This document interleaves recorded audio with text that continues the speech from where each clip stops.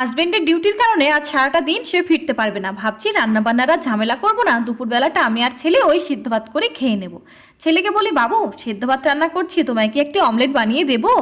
চোখ মুখ লাল করে বলে ওঠে, না মাম্মা, তুমি আমায় একদম ভালোবাসো না। বাবাই চোনাকে তুমি ভালো ভালো রান্না করে দাও, আর আমার বেলায় সেদ্ধ ভাত খাবো না, আমি যাও কাটতি। আমি তো এই কথা শুনে হতবাক হয়ে যাই। বেশ কিছুক্ষণ হয়ে দাঁড়িয়ে থাকি। বাবু রাগ করো না, বলো কি খাবে?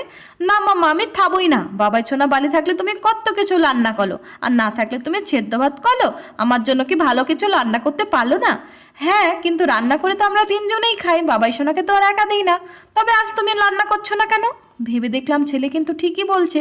হাজবেন্ড বাড়ি থাকলে ভালো রান্না করতে হবে, নইলে নয়। এমনটা করা কিন্তু আমাদের মেয়েদের উচিত নয়। ছেলেকে খুশি করার জন্য ফ্রিজ থেকে বেশ খানিকটা চিকেন বের করে ওর পছন্দের চিকেন কষা বানিয়ে ফেললাম। খেতে বসে ছেলেটা আজ ভীষণই খুশি। তবে কি আমি এতদিন ভুল করে এসেছি? আচ্ছা, তোমরাও কি এমনটাই করো?